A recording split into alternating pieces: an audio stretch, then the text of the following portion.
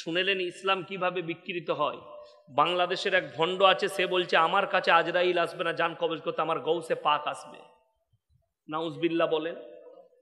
উত্তরপ্রদেশের বক্তা বয়ান করছে বেরেলভিদের, সুন্নি বক্তা, कि एक ऐसा दौर था, एक ऐसा जमाना था कि बगैर उजू के अगर कोई बड़ा पीर अब्दुल कादिर जिलानी रहमतुल्लाह अलैह का नाम ले लेते तो वो मर जाता था। नाउजबिल्लाह बोले। ভেবে দেখুন। আচ্ছা আপনারা বলুন, রসুলের দরজা বেশি না বড় পীরের দরজা বেশি? আল্লাহর দরজা, আল্লাহর পাওয়ার বেশি না বড় পীরের পাওয়ার বেশি? আচ্ছা বিনা উজুতে আল্লাহ রসুলের নাম লিয়া যাবে না যাবে না? আল্লাহর নাম লিয়া যাবে না যাবে না? যাবে। যদি বিনা উজুতে আল্লাহর নাম নেওয়া যায়, রসুলের নাম লিয়া যায়, তাহলে বড় পীরের নাম নিলে কি করে মানুষ মারা যেতে পারে? আপনারা বুঝতে পেরেছেন? গাঁজাখুরি গল্প শোনাবো? শোনাই। এইগুলো বক্তাদের গল্প, কোরআন হাদিস নাই, গাঁজাখুরি গল্প। ভাইয়েরা মায়েরা বোনেরা, বড় পীর আব্দুল কাদের জিলানী রহমতুল্লাহ আলাইহি তিনি দস্তরখানে খানা খেতে বসেছেন। তিনি খাচ্ছেন, তিনার দস্তরখানে মুরগির মাংস দিয়েছে প্লেটের মধ্যে, তিনি মুরগি খাচ্ছেন। মুরগি খেতে খেতে তিনাকে যিনি খাওয়াচ্ছেন তিনার মুরিদ বলছেন, হুজুর আপনি একটা প্রাণকে খাচ্ছেন, এই প্রাণটাকে মেরে আপনি কেন খাচ্ছেন মুরগিটা? বড় পীর বললেন, ওরে মূর্খের দলেরা, আমি বড় পীর আব্দুল কাদের জিলানী মুরগিটা খেয়েও নিচ্ছি, আবার মুরগিটাকে জীবিত করার ক্ষমতা রাখি। নাউজবিল্লাহ বলেন। এই যে গাঁজাখুরি গল্প, এর দ্বারা ইসলামকে বিকৃত করা হচ্ছে। একমাত্র মুর্দাকে জিন্দা করার ক্ষমতা সকল কার? আল্লাহর। দ্বিতীয় কার হবে? কার? কে বললে? রসুলের। ভুল। কানা দাজ্জালের। যে দাজ্জাল আসবে তার কাছে দুটো পাওয়ার থাকবে। নাম্বার ওয়ান, বিনা মেঘে বৃষ্টি বর্ষণ করে দেখাবে। নাম্বার টু, মুর্দাকে জিন্দা করে দেখাবে। এইখানেই আপনার ইমানের পরীক্ষা হবে দাজ্জালের সামনে। বড় কষ্ট লাগে, দুঃখ লাগে। আপনি মনে মনে ভাবছেন বড় পীরকে নবীর থেকে আপ করে দিচ্ছ। আরে তোমার জানা নাই কি বয়ান করছে জানেন? একজন মেদিনীপুরে এসছিল কিছুদিন আগে, ওই ভগবানপুর এলাকায় না কোথায় এসছিল, দীঘা লাইনে। সেই ভণ্ডটা উত্তরপ্রদেশের বয়ান করছে, मैं ये कहता हूं भैया सुनो सुनो, मेरे बड़ा पीर का थोड़ा नाम तो सुन लो कि गौ से पाक काबा घर नहीं जाते थे तवाफ करने, बल्कि काबा आते थे गौ से पाक का तवाफ करने। जोरे बोलूं नाउजुबिल्लाह। এটা মূর্খ ছাড়া কারো ভাষা হতে পারে না, আর বদ্দিন না হলে এই ভাষা হতে পারে না। বড় পীর আব্দুল কাদের জিলানী রহমতুল্লাহ আলাইহি জবরদস্ত আল্লাহর ওলি, জবরদস্ত আল্লাহর ওলি। কিন্তু তার নামে এই বেরেলভি বক্তাগুলো যারা নিজেদিকে সুন্নি বলছে, এরা মিথ্যা অপবাদ ছড়াচ্ছে। এদের দ্বারা ইসলাম বিকৃত হবে এবং কিয়ামতের দিনে আল্লাহ এই আলেমগুলোকে কঠিনভাবে পাকড়াও করবেন। আল্লাহ রাব্বুল ইজ্জত আমাদের সকলকে হেফাজত করুক, বলুন আমিন। শুনেলেন, নামাজ নাই, রোজা নাই, কিচ্ছু নেই বলে কোনো অসুবিধা নাই। এখন আপনি কিছু লোকের মুখে শুনতে পাবেন, পীর না ধরলে জাহান্নামে যেতে হবে, বলছে না? বলে নাই, পীর না ধরলে পেরুতে পাবে না। আমি আপনাকে জিজ্ঞেস করি, তাকে জিজ্ঞেস করুন, আবু হানিফা রহিমাহুল্লাহর পীরের নাম কি? ইমাম শাফির পীরের নাম কি? ইমাম মালিকের পীরের নাম কি? ইমাম হাম্বলের পীরের নাম কি? আরে সব থেকে বড় পীর তো মা আর বাপ, ঠিক কি না? কথা বলে। এর থেকে বড় পীর কেউ আছে? পীর শব্দ আমি বলে দিই, বয়োজ্যেষ্ঠ এবং বুজুর্গ, এদিকে পীর বলা হয়। কি বুঝলেন? আমাকে এখন দেখছেন, বয়স হয়ে যাবে, অনেকজন আমাকে পীর সাহেব মনে করবে। কি বুঝলেন? তো বড় কষ্টটা কোথায় লাগে জানেন? আমাকে একজন বলছে পীরের দামান না ধরলে আপনি পেরুতে পারবেন। এমন কেন? আমাকে বলছে তুমি গাছে কিভাবে চাপো? আমি বললাম ভাই ডাল ধরেই চাপি। গাছে চাপলে ডাল ধরে চাপতে হয় না? হয় না। সে আমাকে উদাহরণ দিচ্ছে। তো তুমি যদি গাছে ডাল ধরে চাপো, তাহলে পীর না ধরলে তুমি কি করে আল্লাহকে পাবে, রসুলকে পাবে? দারুণ যুক্তি। আমি তাকে বললাম ডাব গাছে যদি চাপি তাহলে কি ধরবো? কথাটা বুঝতে পেরেছেন না পারেননি? এই ডাব গাছে ধরতে গেলে, চাপতে গেলে ডাল লাগে? লাগে না। সে তখন বলছে তুমি বেকালাই নাম না, আমি বেকালয়, তুই বেকালাই নিল। যদি বলেন আল্লাহকে পাওয়া যাবে না, আমি আপনাকে বলে দিচ্ছি, খুব ভেবে চিনতে দেখুন। আমাদের সমাজে অনেক লোক আছে, তিনি পীরের মুরিদ হয়েছে, অনেক লোক মুরিদ হয় নাই, তা বলে কি সে জাহান্নামে যাবে ভালো কাজ করলে? কথা বলেন, এ কথা ঠিক বলছি না ভুল বলছি? অনেক লোক আছে পীরের মুরিদ নয়, ধরেলেন সে পীরের মুরিদ হলো না, কিন্তু সে নামাজি, মুসল্লি, দিনদার, পরেজগার, সে মারা গেল, সে জাহান্নামে যাবে? বড় কষ্টের বিষয়, দুঃখের বিষয়, বেদনার বিষয়। এগুলো হচ্ছে সোচ বদলানোর দরকার, পরিবর্তন। আপনি দেখলেন আমাদের দেশে ইসলামকে কিভাবে বিকৃত করা হচ্ছে। এই আপনাদের হাওড়া জেলার খবর জানি না, আমার বর্ধমান জেলায় এই মিলাদুন নবী পালন করবে, গাড়ি দাঁড় করিয়ে চাঁদা তুলছে কিছু মুসলিম যুবক। এই যে জলসা করেছেন, এই জলসা যদি কেউ গাড়ি দাঁড় করিয়ে চাঁদা তুলে জলসা করে, সেই জলসা করা হারাম। কেউ যদি কলার ধরে গরিব মানুষকে জোর জবরদস্তি আদায় করে, টাকা এত টাকা তোকে চাঁদা লাগবেই, সেই জলসা করা হারাম। আমি মৌলভী শওকতের বেটা ফতোয়া দিলাম, এই ফতোয়া যদি কোনো মুক্তি কেটে দিতে পারে আমি জীবনে বক্তব্য দেব না। আপনি জলসা করবেন, ভাই আল্লাহ রাস্তায় জলসা করছি, কিছু চাঁদা দিবে আল্লাহর রাস্তায়, সে খুশি করে যা দিবে তাই নিতে হবে। বলতে পারেন দাদা সে মুসলিম ভাই আপনার পড়োশি, তুই 500 টাকা দে, 500 টাকা দে, 1000 টাকা দে, 1000 টাকা দে, আপনি আবদার করে বলতে পারেন, কিন্তু বাই প্রেসার দিতে পারেন না কলার ধরে।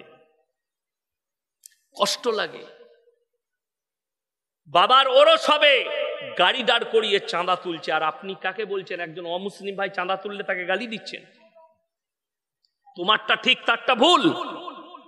তুমি জুলুম করে চাঁদা আদায় করবে, গাড়ি দাঁড় করিয়ে দিয়ে বলছো মহরম পালন করব, দিয়ে বলছো জুলুস পার করব, টাকা আদায় করে খিচুড়ি রান্না করে খাবো।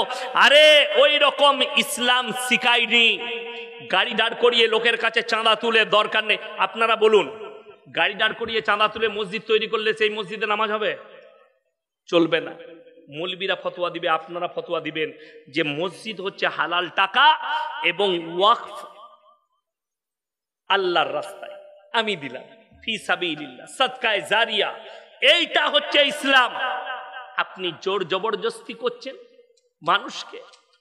কবরে শুনেলেন, আল্লাহর নবীর কবরে হাজী সাহেবকে জিজ্ঞেস করুন কটা চাদর চড়িয়েছে, একটাও নাই। কবরে চাদর চড়ানো যদি জায়েজ হতো, আল্লাহর রসুলের কবরটা আসমান পর্যন্ত হিরেমতি মুক্ত চাদরে ঢেকে যেত, ঠিক কিনা? রসুলের কবরে জায়েজ নেই, পৃথিবীর আর কোনো মৌলবি মুল্লা পীর ফকিরের কবরের জন্য জায়েজ হতে পারে না। আল্লাহ নবীর কবরে জায়েজ নেই, আল্লাহ নবীর কবরে সিজদা নেই, পৃথিবীর আর কোনো মৌলবি মুল্লা পীর ফকিরের কবরে সিজদা দেওয়া যাবে না। আল্লাহ নবীর কবরে ভালো মন্দ চাইতে পাবে না, পৃথিবীর আর কোনো মৌলবি মুল্লা পীর ফকিরের কবরে ভালো মন্দ চাওয়া যাবে না। বড় কষ্ট লাগে, দুঃখ লাগে। মাজারে ঢুকে বলছে বাবা একটা ছেলে দাও, বাবা আমার ব্যবসাকে ভালো করে দাও। তুমি চাইছো মাজারে, আর তুমি যখন বেরিয়ে আসছো ভিক্ষুকরা চাইছে তোমার কাছে, আল্লাহকে নামতে দে দে বাবা। তো মাজারে পাওয়া গেলে সে তোর কাছে চাইবে কেন? ভেতরি মালটা চেয়ে নিবে। সে তো জানে মাজারে বাবার কাছে পয়সা নাই, পকেটে, তোর পকেটে টাকাটা আছে। কষ্টটা এই জায়গায়। আমি পীর বিরোধী নয়, সিস্টেম বিরোধী। আরে কবরে চাদর চড়ানোর আগে খোঁজ নাও তোমার প্রতিবেশী কোন মায়ের গায়ে চাদর নাই, একটা চাদর কিনে দাও, তোমার পীরও রাজি হবে, আল্লাহও রাজি হয়ে যাবে। তুমি পাথর চাবড়িতে গিয়ে খানা খাওয়ানোর আগে খোঁজ নাও তোমার প্রতিবেশীতে কটা এতিম খেতে পায়নি, ইত্যাদিকে খাবার দাও, তার থেকে বেশি নেকি পাবে। আমাদের দেশের লোক উমরা করতে যায়, কিন্তু খোঁজ লাই না উমরা করার আগে আমার প্রতিবেশীতে কার বিটির বিয়ে দিতে পারেনি, সেই টাকাটা দিলে উমরার থেকে বেশি নেকি পাবে, হজের নেকি লেখা হবে। জোরে বলুন সুবহানাল্লাহ। কিন্তু আমাদেরকে তো লোককে দেখাতে হবে আমি উমরা করতে যাচ্ছি। মোবাইলটা দেখি, আমাকে দেখাতে হবে যে আমি তো উমরাই যাচ্ছি। আমাকে উমরাই যেতে হবে না, লোক বলবে হ্যাঁ হাজী সাহেব হয়ে চলে এলো, অথচ ভাইজির বিয়ে দিতে পারছে না ভাই। ওই টাকাটা যদি আপনি হজের নিয়ত করে টাকা রাখেন 5 লক্ষ, আর যদি খোঁজ পান আমার ভাইজি টাকার অভাবে বিয়ে দিতে পারছে না, ওই টাকাটা ভাইজির বিয়েতে দিয়ে দেন, হজের থেকে বেশি নেকি লেখা হবে আপনার নামায় আমলে। জোরে বলুন সুবহানাল্লাহ। এটা মরণের পরে বুঝতে পারবেন। আপনি তো এটাই বুঝতে পারেননি দিন কি। আপনার কাছে দিন কোনটা? যেটা ইসলাম নয় সেটা হচ্ছে দিন আপনার কাছে। এই যে জলসা আপনি দিয়েছেন আলহামদুলিল্লাহ, যারা জলসা দিয়েছে জলসা কমিটি আমার কাছে শুনে যান, যদি আজ ফজর থেকে নিয়ত করেন আর নামাজ কাজা করব না, তবে এই জলসা কামিয়াব, তা না হলে কখনো এই জলসা কামিয়াব হবে না। এই বছরে জলসাই দেওয়া হবে হুজুর দিকে ডেকে, আর কি হবে? দোয়া হবে, আর দোয়া করব, কবুল হয়ে যাবে, এটাই ভেবেছেন। আমাদের দেশে তো ওই করেই চলছে, লোক নামাজ পড়ে না কেন? ওই জন্য পড়ে না, চিন্তা নাই, ও মদ খেয়ে মরলেও হুজুর আছে, মিলাদ করে জান্নাতে দিয়ে দিবে। রব্বানা আতিনা ফিদ দুনিয়া হাসানা ওয়া ফিল আখিরাতি হাসানা, আল্লাহ তুমি জান্নাতুল ফিরদৌস দাও, আল্লাহ শহীদের মর্তবা দাও। দোয়া হয়ে গেল, খানা খেতে বসেছি, বাপ কি করে মরলো তোমার ছেলে? ছেলে বদমাশ, আমতাই অ্যাক্সিডেন্ট করে মরে গেছে 3 বোতল মদ খেয়ে। আমরা তোবা তোবা, কাকে দিলাম বে জান্নাতে আমি? আপনি ভেবে দেখুন, আপনার মনে মনে হবে হুজুর সে কি জান্নাত পাবে না? আমি বলবো না, কোরআনকে জিজ্ঞেস কর। মদের ভাটিতে জীবন কাটিয়েছে, গাঁজার ভাটিতে জীবন কাটিয়েছে। আমি বললে অনেক ছেলে গালিগোলজ করে, আপনারা লাইভ দেখেছেন। আমার গ্রামের একটা ছেলে 1 সপ্তাহ আগে আমাকে একটা ভিডিও সেন্ড করেছে, ভিডিওটা পাঠিয়েছে হোয়াটসঅ্যাপে, আমি দেখলাম, দেখে দুঃখ পেলাম। 2 বছর আগে আমি একটা কথা বলেছিলাম, তো অনেক যুবক কমেন্টে গালি দিয়েছিল। তারা মুসলমানদের, একজন পাকিস্তানের ভালো স্কলার আছে, তার নাম হচ্ছে মোল্লা তারিক জামিল, শুনেছেন না শুনেননি নাম? খুব ভালো আলোচক এবং আমাদের ক্যাটাগরিরই লোক এবং আমাদের কাছের মানুষ, আমিও ভালোবাসি, শুনি, মাঝে মাঝে ভালো দামি কথা বলেন। কিন্তু দেখুন, মানুষ মাত্রে ভুল হবে না? হবে না? কথা বলেন। একটা যুবক কমেন্টে লিখছে সবারই ভুল হতে পারে, তারিক জামিল সাহেবের ভুল হবে না। আমি বললাম তোমাকে ইস্তেগফার করতে হবে, তোমাকে কলমাটা পড়তে হবে। তিনার সেই ভিডিওটা আমাকে একটা ছেলে আমার গ্রামের পাঠালো, চপ বেগনি বিক্রি করে, সকালবেলায় তার কাছে আমি লুচি চা খাই, ডাকনাম আপেল, আমাকে পাঠিয়েছে, দেখলাম। সেখানে তিনি বলছেন इंडिया का एक फैमिली है बॉलीवुड का, वो सलीम खान का फैमिली है, उनका बेटा बड़ा वफादार है, सलमान खान, सोहेल खान, ये लोग बड़ा वफादार है, अपने अब्बू से अच्छा सुलूक करते हैं और ये अच्छा मुसलमान फैमिली है। আমার কাছে ভিডিওটা এখনো আছে। আমার দুঃখ লাগলো, উনি বিনা তাহকিকাতে বলেছেন, উনি বেগার তাহকিকাত, যেহেতু তিনি ইন্ডিয়ার মানুষ নন, তিনি জানে না এদিকে মুসলমানই বলা যাবে না। যে মুসলমান বলবে তার ঈমান চলে যাবার খতরা আছে। কেন? এরা হচ্ছে মুশরিক। কি বললাম? কেউ যদি বাপের বেটা থাকেন, আমার সঙ্গে টক করলেন, আমি প্রমাণ দিচ্ছি এইখানে মুশরিক কাকে বলে। মুশরিক মানে আল্লাহ ব্যতীত অপরকে রব হিসাবে মানে। মোবাইল খুলেন দেখুন, আপনাদের সালমান খানের পুরো ফ্যামিলি তারা গণেশ পুজো করেছে, কথা বলে না? গণেশের উপাসনা করে, তারা মুশরিক। শাহরুখ খান উমরা করে এসছে, তারপরে আবার মন্দিরে পুজো দিতে গেছে, এর নাম মুশরিক। কোরআন শোনাবো, তারপরে আমাকে গালি দিবেন, কমেন্ট করবেন, যা ইচ্ছা তাই করবেন। প্রথমে কোরআন শুনেলেন। যারা মনে করছেন যে মদের ভাটিতে জীবন কাটিয়ে মারা গেছে, এর লেগে দোয়া করা যাবে, আমার ছেলে নাস্তিক হয়ে মারা গেছে, এর লেগে দোয়া করা যাবে, আমার ছেলে গাঁজার ভাটিতে জীবন কাটিয়ে মারা গেছে, দোয়া করা যাবে, আর আমাদের দেশের কিছু ভণ্ড হুজুর আছে, জিলাপি হুজুর, তাদেরকে বললেই দোয়া করে জান্নাতে পাঠিয়ে দিবে। কি বুঝলেন?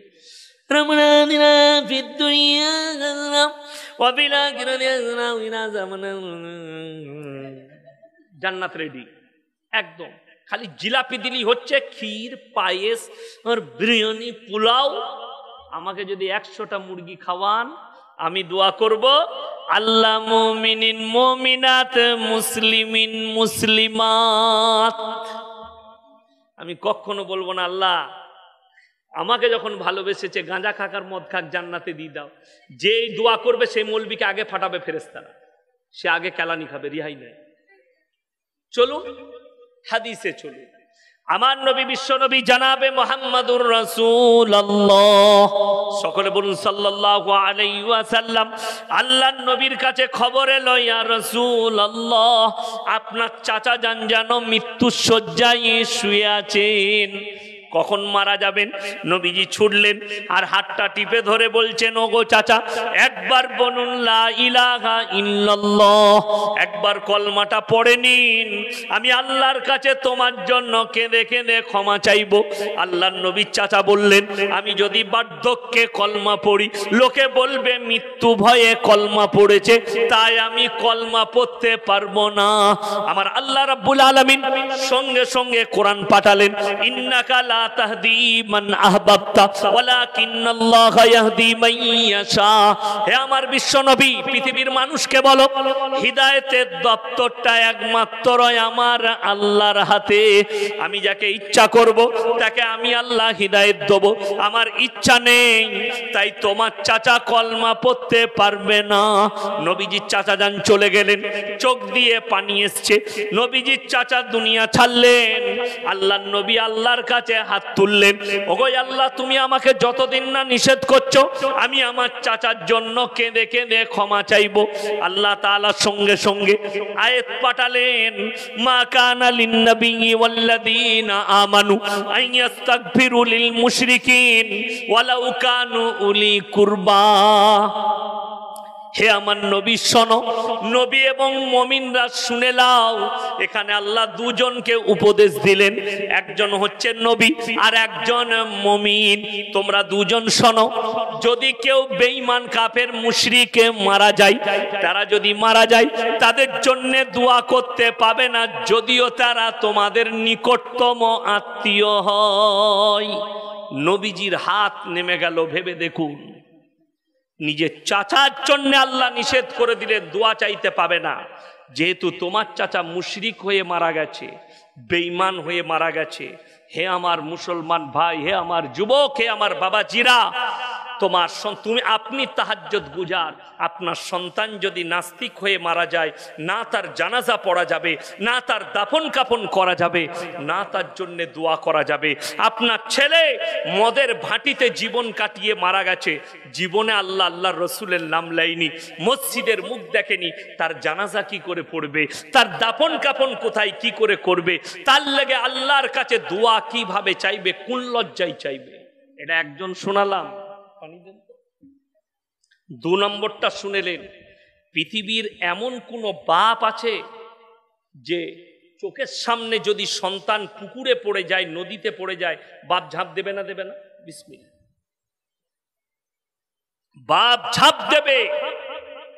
এমন একজন পৃথিবীর নবী পয়গম্বর নিজের চোখেতে নিজের সন্তানের মৃত্যুর তাণ্ডব দেখেছে, দোয়া করতে পারেনি। তিনি হচ্ছেন হযরতে নূহ নবী। নৌকার উপরে তার ছেলে কিনান হাবুডুবু খাচ্ছে, তিনি দোয়া করলেন, লা আসিমাল ইয়াউমা মিন আমরিল্লাহ, আল্লাহ, এ আমার ওরসজাত পুত্র, তুমি একে রক্ষা করো। আল্লাহ বললেন, লামিনাল খাসিরিন, হাত নামাও, তা না হলে তোমাকে ওই ক্ষতিগ্রস্তদের মধ্যে ফেলে দেবো। যে আমাকে মানেনি, আমার নবীকে মানেনি, আমার দিনকে মানেনি, তার লেগে তুমি আমার কাছে দোয়া করতে পাবে না। ভেবে দেখুন, নবীকে আল্লাহ নিষেধ করছে, তোমার সন্তানের জন্য দোয়া করতে পাবে না। হে আমার মুসলমান ভাই, আপনি ভাবছেন আমি যত রকমের পাপ করি জান্নাতে চলে যাব? যেভাবেই পাপ করি মৌলবীরা জান্নাতে নিয়ে যাবে আর পীররা জান্নাতে নিয়ে যাবে, তারা কান খুলে শুনে যান। নবী শুধু হযরত মুহাম্মদ মুস্তাফা সাল্লাল্লাহু আলাইহি সাল্লাম নিজের চাচাকে কলমা পড়াতে পারেন, নূহ নবী নিজের ছেলেকে কলমা পড়াতে পারেননি, আল্লাহর আযাব থেকে বাঁচাবার রাস্তা খুঁজে পাইনি। হযরতে ইব্রাহিম নবী, রেওয়ায়েতে আছে কিয়ামতের দিনে আল্লাহর কাছে হাত তুলবেন আর বলবেন, আল্লাহ, আমি আমার আব্বার জন্য আপনার কাছে কিছু বলতে চাই। আল্লাহ বলবেন, হে আমার ইব্রাহিম নবী, তুমি তোমার দুটো পায়ের মধ্যখানে লক্ষ্য করো। রেওয়ায়েতে আছে ইব্রাহিম নবীর বাপ কিয়ামতের দিনে বীর্য আকারে রক্ততে লুটোপুটি খাবে। ইব্রাহিম নবী দাওয়াত দিয়েছেন কাকে? নিজের আব্বা জানকে। ইজ ক্বালা লি আবিহি ইয়া আবাতি লিমা তা'বুদু মা লা ইয়াসমাউ ওয়া লা ইউবসিরু ওয়া লা ইউগনি আনকা শাইয়া। হে আমার আব্বা, আপনি কার উপাসনা করছেন যে হাত পা লাড়তে পারে না, কথা বলতে পারে না? এই কাছে আপনার তারকেশ্বরের কাছে, তারকেশ্বর থেকে আরো একটু আমাদের বর্ধমানের দিকে এগিয়ে গিয়ে এক জায়গায় জলসায় গিয়েছিলাম গত বছর। তো এরকম প্যান্ডেল করেছে ঢাকা। প্যান্ডেলের পাশে একটা বিরাট গাছ, গাছের গোড়ায় ট্যানা ল্যাপটানো আছে, তার গোড়াতে সব মাটির ঘোড়া আছে, আগরবাতি মোমবাতি অনেক কিছু। তো আমি স্টেজে গেলাম, এরকম স্টেজের পাশে গাছ। আমি বললাম, বাবা আপনাদের এখানে হিন্দু মুসলিম ভাইদের মধ্যে অনেক মহব্বত আছে, হিন্দু ভাইরা এখানে পুজো করে, তোমরা এখানে জলসা করছো। বলে হুজুর ওটা আমাদেরই। আমি তোরা কি করিস বে? বলে বুড়ো পীর সাহেব আছে। ইমানদারির সঙ্গে বলবেন, একজন অমুসলিম ভাই মাটির মূর্তি তৈরি করে তার উপাসনা করার কারণে তাকে মুশরিক বলা হয়, ঠিক কিনা? ওটা শিরকের কাজ। আর আল্লাহর কাছে যতগুলো পাপ আছে সব থেকে নিকৃষ্ট পাপ হচ্ছে শিরকের পাপ। তারা মূর্তিতে সিজদা করলে যদি শিরিক হয়, তুমি মাটির ঘোড়া রেখে সিজদা করলে এটা কি করে জায়েজ হবে? তোমার বিবেককে জিজ্ঞেস করো। চাদর টাঙিয়ে রেখেছে, মাটির ঘোড়া, আগরবাতি মোমবাতি। আচ্ছা আপনি বলুন, এই যে আমি ইয়াসিন এখন বেঁচে আছি না মারা গেছি? বেঁচে আছি। আমাকে যদি ইনাদের মধ্যে কেউ মারতে আসে, আমি হাতের দ্বারা রুখতে পারবো না? পারবো না। আমাকে 4 ঘুষো মারলে আমি তো একটাও মারতে পারবো? পারবো। আচ্ছা আমি যদি মরে যাই তাহলে আমার কি ক্ষমতা থাকবে? কথা বলে না, ক্ষমতা থাকবে না। আমাদের দেশের ভণ্ডরা বলছে পীর সাহেব মরে গেলে পাওয়ার বেড়ে যায়। তাহলে বেঁচে থাকলে পাওয়ার নাই, মরে গেলে আরো পাওয়ার বেড়ে গেল। কষ্টটা তো ওই জায়গায়। আমার বর্ধমান জেলার খবর বলছি, পীর সাহেব মারা গেছে, গাঁজাখোর পীর ছিল, মারা গেছে, বেটারা মাজার করেছে, দরজা রেখেছে জাইলা দিয়ে, একটা ছোট ফুটো রেখে তার দিয়েছে, তারের সঙ্গে বাল্ব, কবরে বাল্ব ফিট করেছে, সুইচ মারবে, রাতের বেলায় কবরে আলো জ্বলবে। আমি বলেছিলাম ওই এলাকায় যে একটা দরজা রাখতে হতো, তোর বাপ তো গাঁজা খেত, 1 পুড়িয়া করে গাঁজাও দিতিস। বড় কষ্ট। গাঁজাখোর কখনো পীর হয়? আপনি চলুন আমার ওখানে, আমি একটা মাজারে নিয়ে যাব, 1 ওয়াক্তের নামাজ পড়ে না, লোককে তাবিজ দিচ্ছে, জুম্মাটা পর্যন্ত পড়ে না। আমি আল্লাহর কসম খেয়ে বলছি, এটা মিথ্যা মনে করবেন, আল্লাহর কসম খেয়ে বলছি, জুম্মাটা পর্যন্ত পড়ে না, মাজারে বসে তাবিজ দিচ্ছে, 1 ওয়াক্তের নামাজ পড়ে না, খালি ঈদ আর বাকরা ঈদ পড়ে। তাদের দ্বারা মানুষ ওটাকে ইসলাম মনে করেছে, আপনি ওটাকে ইসলাম মনে করছেন। অথচ যে আলেমরা 5 ওয়াক্তের নামাজি, যাদের কাছে ইলম এলো, আপনারা বলুন তো, যদি গান বাজনা করে ড্যান্স করে মুহররমের জুলুস বার করা যায় যেত, সব থেকে প্রথম সারিতে আমরা হুজুররা থাকতাম না? থাকতাম না? কথা বলে না? মৌলবীরা থাকতো, কোনো হুজুর ছিল? এদের গান বাজনায়, এদের নাচেতে কেউ থাকেনি। আছে কারা? গন্ড মূর্খ কটা আছে, আর পয়সার লোভী কটা আছে, যারা নিজেদের পেট পুজো করে ওই টাকার দ্বারা। ইসলামকে বিকৃত করবেন না, ইসলামকে ইসলামের মতো করে নেন। আমার ভাই, আমি পীর বিরোধী নয়। পীর যদি আল্লাহ ওয়ালা হয়, পীর যদি নামাজের নসিহত করে, পীর যদি আপনাকে নামাজের কথা বলে, তবে আপনার লাইনটা ঠিক আছে, আপনি শুনেলেন। যদি বলেন হুজুর আল্লাহকে পাবো কি করে, আমি আপনাকে বলি, লাইন বলে দেবো, কোরআনে আছে, সূরা সিজদা। কোন সূরা বললাম? সূরা সিজদা 21 পারা। তাতাজাফা জুনুবুহুম আনিল মাদাজি ইয়াদউনা রাব্বাহুম খাউফান ওয়া তামআ ওয়া মিম্মা রাযাকনাহুম ইউনফিকুন। হে আমার নবী বলে দাও, যারা আল্লাহর সঙ্গে প্রেম করতে চায়, মহব্বত করতে চায়। কোনো ছেলে যদি কোনো মেয়েকে ভালোবাসে, আচ্ছা শুনেছেন কোনো ছেলে বলেছে, তুই আমতা বাস স্ট্যান্ডে আসবি, সবারই সামনে তোকে আমি আই লাভ ইউ বলবো? এরকম কোনো ছেলে বলেছে? প্রেম আর প্রেমিকা অরিজিনাল মহব্বত কোথায় করে? সবাই যখন ঘুমিয়ে যায়, দরজা বন্ধ করে, তখন ও ফোন লাগায়, সবাই ঘুমিয়ে গেছে আর ওর ঘরে কেউ নাই। হ্যালো, কি করছো? তোমাকে না পেলে আমি মরে যাবো কিন্তু। এই যে কান্নাটা, এটাই কিন্তু অরিজিনাল প্রেম। এটা হাসি লয়। অরিজিনাল প্রেম কোনটা? ওইটাই। সে তাকে খুবই ভালোবেসে ফেলেছে, যার কারণে নিরালাই তাকে কেঁদে বলছে আমি তোমাকে মহাব্বত করি। আমার আল্লাহ কোরআনে বললেন তাতাজাফা জুনুবুহুম আনিল মাদাজি ইয়াদউনা রাব্বাহুম খাউফাও ওয়া তামাআ। আমার ভয়ে পৃথিবীর যখন সবাই নিদ্রায় চলে যাবে, আমার ওই বান্দা রাতের অন্ধকারে নামাজের পাটিতে নিরালায় আসবে, নামাজ পড়বে, তাহাজ্জুদ পড়বে, আর আমার কাছে কান্নাকাটি করে বলবে আল্লাহ আমি অপরাধী, আমি ভুল করেছি। আমার আল্লাহর সঙ্গে ডাইরেক্ট সম্পর্ক হবে। জোরে বলুন সুবহানাল্লাহ। কিন্তু বড় কষ্ট লাগে। আপনি তো লাইন জুড়েছেন যে জান্নাত হুজুরকে দিয়ে যাব। হায়ার করা মৌলবি, বাম মরে গেছে, কি করতে হবে? বলে হুজুর কবর জিয়ারত করতে হবে। তুই বলে আমি পারি না। ঠিক বললাম না ভুল বললাম? আজকে মজাক মানে কি বলে দিই, এই যে কোরআনটা, আপনি কোরআনটাকে মনে করেছেন মানুষ মরে গেলে কোরআন খানি করে জান্নাতে পাঠাবার লেগে। আপনি মনে করেছেন এই কোরআনটা সূরা ইয়াসিন পড়ে সকালবেলায় দোয়া করার জন্য, শুধু এই কোরআনটা শুধু পড়ে দিয়ে মানুষকে জান্নাতে পাঠাবার, এই কোরআনটা শুধু তারাবিতে পড়ার, এই কোরআনটা শুধু নামাজে পড়ার না। আল্লাহর কসম, এই কোরআনে গোটা পৃথিবীর বায়োডেটা আমার আল্লাহ ভরে দিয়েছেন। জোরে বলুন সুবহানাল্লাহ। যে দিকটা নিবেন কোরআন সেই দিক বর্ণনা করেছে। আজকে আপনাকে বলে যাই, হে আমার মুসলমান ভাই, জানেন পৃথিবীর অস্তিত্বটা একদিন মিটে যাবে, কিয়ামত আসবে, আখরি জামানা। কিয়ামতের আলামতের মধ্যে একটা বড় আলামত বলেছেন নবীজি সাল্লাল্লাহু আলাইহি সাল্লাম, সেটা হচ্ছে রাস্তাঘাটে কুকুরের মতো জিনা করবে মানুষ, নারী পুরুষ। এটা কিয়ামতের একটা আলামত। দ্বিতীয় নম্বর আলামত, তোমরা বুঝতে পারবে কিয়ামত কাজে এসছে যখন মসজিদের ভেতরে মানুষ দুনিয়াদারির কথা বলতে শুরু করবে। তোমরা বুঝতে পারবে আপন মানুষ পর হয়ে যাবে, পর আপন হবে, তখন জানবে কিয়ামত কাছে এসছে। এখন হচ্ছে না হয়নি? কথা বলেন। বিবিরা স্বামীকে গোলাম বানাবে, জানবে কিয়ামত কাছে এসছে। এগুলো সব ছোট আলামত বলছি। আর সব থেকে বড় আলামত হচ্ছে সমাজের বুকে হারাম আওলাদে ভরে যাবে।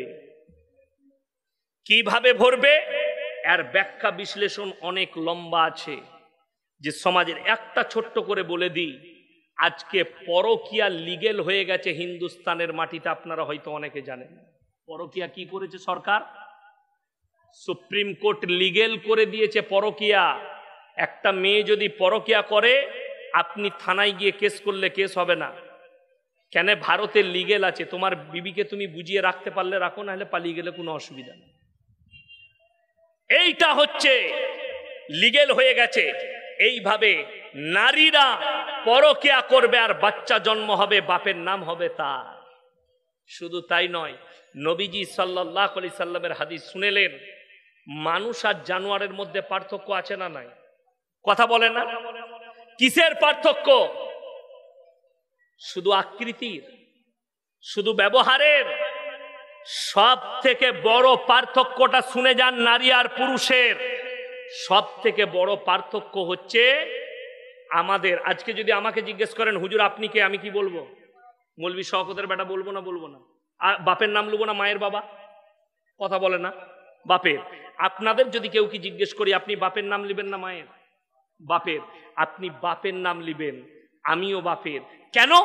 আল্লাহ ইনসানের পরিচয় ঘটিয়েছে বাপের দ্বারা। আপনাদের এখানে ছাগল আছে না নাই? কথা বলে না? আছে। আচ্ছা, ছাগলের ছানা হলে বলেন যে পাঁঠার ছানা হয়েছে? ছাগলে বলেন। ছাগলের গায়ের বাচ্চা হলে গায়ের বাচ্চা বলেন, ষাঁড়ের বাচ্চা বলেন না। কেন? আল্লাহ জানোয়ারের পরিচয় ঘটিয়েছে মায়ের দ্বারা। কিয়ামতের পূর্বে বাপের পরিচয় মিটে যাবে, মায়ের পরিচয়ে সমাজ বাঁচতে থাকবে, তখন হারাম আওলাদগুলো প্রকাশ পাবে। আজকে লন্ডন, আমেরিকা, জাপান, জার্মান, আপনার উত্তর কোরিয়া, দক্ষিণ কোরিয়া, চাইনা, এরা কি করেছে? এরা একটা বড় চেষ্টা চালিয়ে সফল হয়েছে যে পৃথিবীতে হারাম আওলাদে ভরে দিতে হবে। মায়ের পরিচয়ে ছেলেরা বাঁচতে পাবে। তার মা কার সাথে মিলামিশা করলো এটা মেটার নয়, ছেলেটা মায়ের পরিচয় পত্রে বাঁচবে। এটা সমস্ত বেঈমান কাফেরদের দেশে, ইসরায়েলে, সব দেশে হয়ে গেছে, হিন্দুস্তানে বাকি আছে। না হতার কি আছে, যদি পরকিয়া জায়েজ হয় বাকি সব জায়েজ হয়ে যাবে। আপনার আমার ইমানকে বাঁচানোর দায়িত্ব আমাদের নিজেদের। সকলে জোরে বলুন ইনশাল্লাহ বাঁচাবো। যদি বাঁচাতে চান আলেমদের সংস্পর্শে আসুন, কোরআন আর হাদিসের চর্চা বাড়িতে নিয়ে আসুন। আমার ভাই, মোবাইল যদি আপনার মেয়ের হাতে আছে তা তাকে বলুন ওই মোবাইলের মধ্যে কোরআন তুমি সূরা মুখস্থ করো, ওই মোবাইলের দ্বারা ইসলামের চর্চা করো, ওই মোবাইলের দ্বারা তুমি। আর আপনাদেরকে অনুরোধ করে যাচ্ছি, হাজারো কেস আমাদের কাছে আসছে, আপনারা বাচ্চা 10 বছর 12 বছরের মেয়েদের হাতে মোবাইল তুলে দিবেন না, আপনার 16 বছরের মেয়ের হাতে মোবাইল তুলে দিবেন না। তারা পরকীয়ায় জড়াবে, তারা জিনাতে লিপ্ত হবে, তারা নিজেদের যৌবনকে নষ্ট করবে। বড় কষ্টের বিষয়। আমি এই 2-4 দিন আগেকার ঘটনা বলছি। আমাদের বর্ধমান জেলায় 13 বছরের মেয়ে পালিয়ে গেছে একটা ছেলের সাথে, 13 বছরের বাচ্চা মেয়ে। তাকে পুলিশে তুলে নিয়ে এসছে, উদ্ধার করেছে। কেন? তার বাম্মা তার হাতে মোবাইল দিয়েছে। অপরাধী তার বাবা মা। কেন? মোবাইল বড় ডেঞ্জার, আগুনের থেকেও ডেঞ্জার। আপনার বাচ্চা মেয়ে, আজকে মায়ের দিকে উপদেশ দিয়ে যাচ্ছি, বাচ্চা কাঁদলে বাচ্চার হাতে মোবাইল দিও না। বাচ্চা 1 ঘন্টা কাঁদবে, 2 ঘন্টা কাঁদবে, তারপরে আর জিদ করবে না, জানবে যে আমার মা আমাকে মোবাইল দিবে না।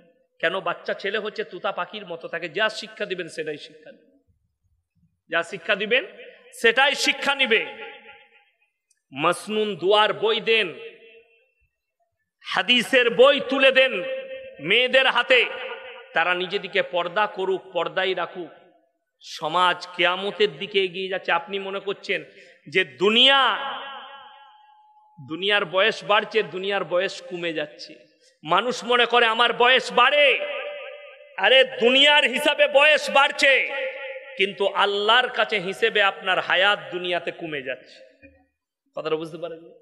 এই একটা রাত পেরুলো, একদিন হায়াত কমে গেল। আপনার একটা ঘন্টা পেরুলো, একটা হায়াত কমে গেল। ওই জন্য আপনারা, অনুরোধ করে বলছে, হাত তুলে বলুন আজ থেকে 5 ওয়াক্তের নামাজি সবাই হব। জোরে বলুন ইনশাআল্লাহ। আল্লাহ আমাদের সকলকে হারাম থেকে হেফাজত করুক, বলুন আমিন। আপনি চেষ্টা করুন, নামাজ কেউ কাজা করবেন না। নামাজ কেন? জাহান্নামীদের প্রথম উত্তর হবে আমরা নামাজি ছিলাম না। হার হালতে নামাজ পড়ুন, হার হালতে। আপনি মাঠে আছেন, যদি পাক পবিত্র থাকেন, গায়ে গেঞ্জি থাকে, গামছা আছে, গামছাটা লেপটিয়ে, টুপির প্রয়োজন হবে না, নামাজটা কমপক্ষে আদায় করে নেন। ঈদে আমি যেখানে ঈদের নামাজ পড়াই, 15টা গ্রাম একসাথে নামাজ পড়ে। কত লোক হতে পারে বুঝতে পেরেছেন? 20,000-20,000-এর জামাত হয়, আমি তাদের ইমাম। আমাকে কানে কানে এসে বলছে, হুজুর নিয়তটা বলবেন। আমি মোটেই বলবো না। কি করবি বল? আমার যদি বলি নামাজ পড়তে হবে না, ঘর পালিয়ে যাবো। যদি বলিস নামাজ পড়তে হবে না, বাড়ি যাব, কিন্তু ঈদের নামাজের নিয়ত বলবো না। যদি বলেন কেন, তার 2টো কারণ বলে দিচ্ছি। যারা নিয়ত জানতে চাইছে তাদের নামাজ এমনি হবে না। কথাটা বুঝতে পারেননি আমার? সে জীবনে নামাজ পড়ে না, জুম্মাও যায় না, খালি ঈদ আর বকরা ঈদেই। আচ্ছা, কেউ যদি ঈদের নামাজ